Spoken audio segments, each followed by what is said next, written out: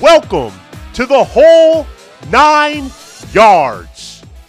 Hello everyone, I'm Ralph Ventre and I am ready to give you the whole 9 yards on week 2 of Northeast Conference football. There are 5 games on the week 2 docket, all of them of the non-conference variety, and all 5 will be played on the road. There are 2 matchups against members of the CAA, another matchup between the NEC and our friends from the Patriot League, one NEC team will face a Pioneer League foe, and another will take on a perennial FCS power. We'll tell you all about it next on the whole 9 yards, jumping right in to the No Huddle preview. We kick it off with 2-time defending NEC champion Sacred Heart. The Pioneers will board a flight to the Hoosier State on Friday as they prepare to take on Pioneer League member Valparaiso. It will be the first ever meeting between SHU and Valpo. The 2 clubs experienced extremely different outcomes in week 1. Sacred Heart rolled to a season-opening win over Division II St. Anselm.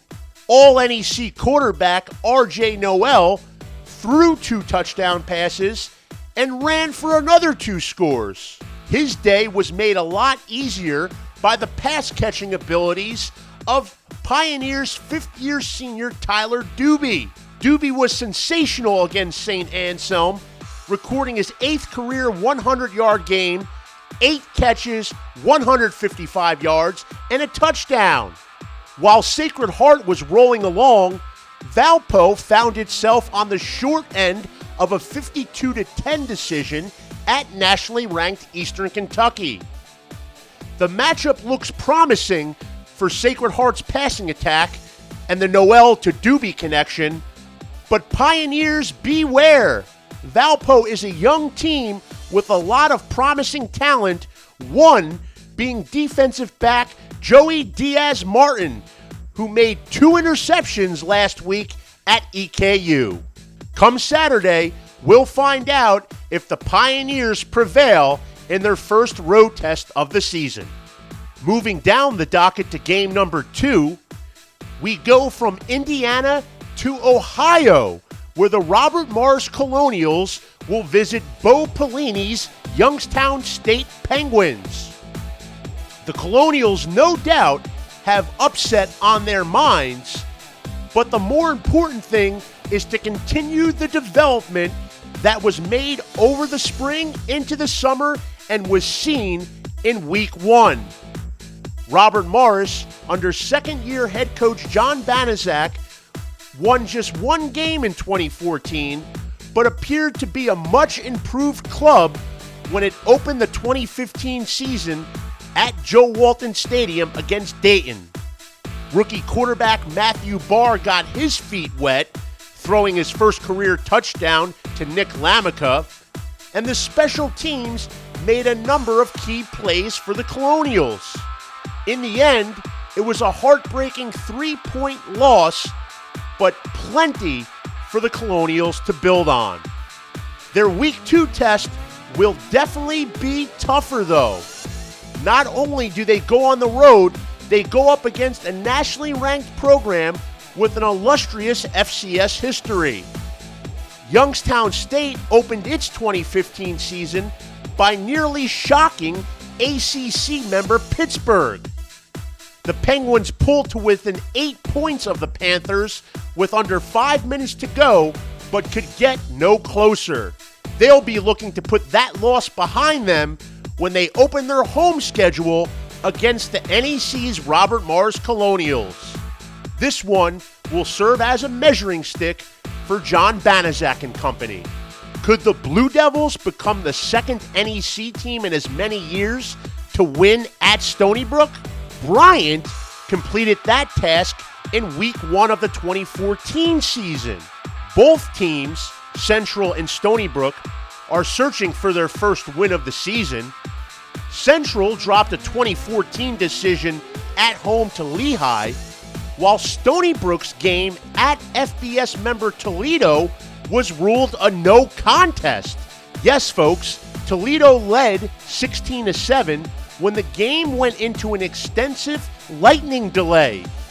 Play never resumed, and the game was ruled a no contest, meaning the stats don't count, and this game against Central Connecticut is technically Stony Brook's season opener. Two things to keep an eye on if you're rooting for Central. Which Central defense will show up? Head coach Pete Rosamondo hopes it's the one that shut out Lehigh for the final 25 minutes of the Week 1 opener. Another nugget will be the comfort level of Tavion Paldo. The redshirt freshman should only become more comfortable as his reps increase. He showed great potential on opening night against Lehigh, throwing a pair of touchdown passes. Central Connecticut head coach Pete Rosamondo and Stony Brook head coach Chuck Priori both come from the coaching tree of NEC coaching legend Bob Ford. So whether it's Central Connecticut or Stony Brook prevailing on Saturday, Bob Ford will be smiling regardless. It's the fourth game on the Week 2 docket and the second between an NEC team and a CAA member. It's St. Francis U visiting Towson. Chris Valerio's Red Flash head into this one feeling awfully good about themselves. A convincing 48-20 victory over Georgetown in the home opener means the Red Flash posted a Week 1 victory for the first time since 2006. SFU is hoping to establish itself as a legitimate title contender this season, and it can work wonders for itself if it pulls off a road upset over Towson on Saturday. Towson, only 2 years removed from its appearance in the FCS championship game, had a strong showing against FBS member East Carolina in Week 1. The Tigers dropped a 28-20 decision, but kept it close throughout, and Towson tailback Darius Victor ran for 137 yards. If they want to win on Saturday, the Red Flash front seven better slow down Mr. Victor. The promising news for the Red Flash is that East Carolina, Towson's Week 1 opponent, was able to run all over the Tigers. That plays into a St. Francis strength. SFU, which led the Northeast Conference in rushing in 2014, was the only team in the league to eclipse the 200-yard rushing mark in Week 1. They averaged 5.9 yards per carry, with both Kahari Dixon and Marcus Bagley exceeding the 100-yard mark. Strong defense and a strong run game. There's the recipe for a Red Flash upset. Can SFU do what CCSU did in Week 1 last season? We'll find out this Saturday, Towson, Maryland, Johnny Unitas Stadium. We're almost there, folks. We appreciate you sticking with us. It's game number 5, our final matchup on the Week 2 docket. Duquesne will make a cross-state trip from Pittsburgh to Lewisburg, Pennsylvania, where they will visit Patriot League member Bucknell. This is a matchup of number 2 versus number 2, the second-ranked team in the Patriot League against the NEC's second best in the preseason poll.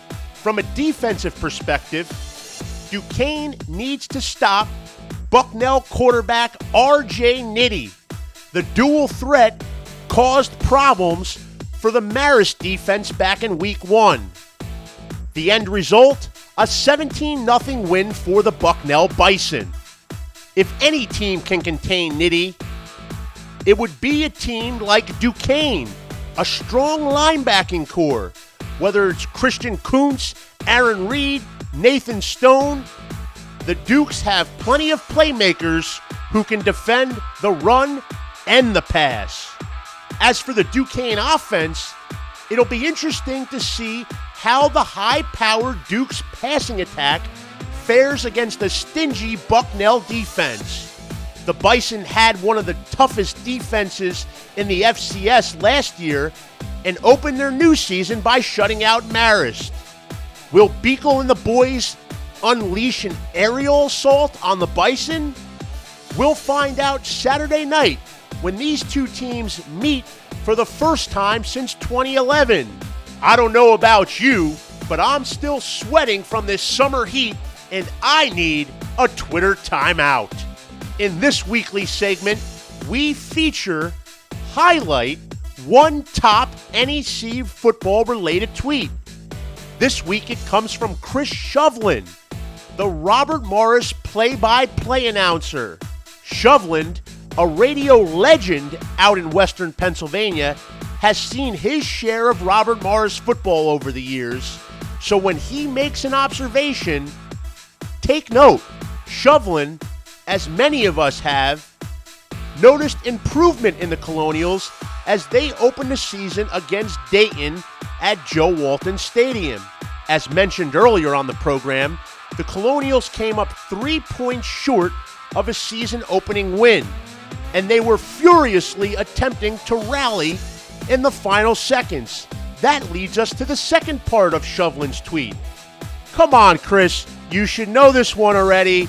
A spike with under 3 seconds remaining and no timeouts, no bueno. And now let's take a look at the X's and O's. It's time to highlight one playmaker on the offensive side of the ball and another on the defense. We start on offense. This week's featured playmaker, St. Francis running back Kahari Dixon. We mentioned about the impending tough road test that the Red Flash will face. Well, the good news is Dixon has a history of shining when the lights are brightest. In last year's road game at CAA member James Madison, Dixon ran for 216 yards. Against 2014 Patriot League winner Fordham, he ran for 244.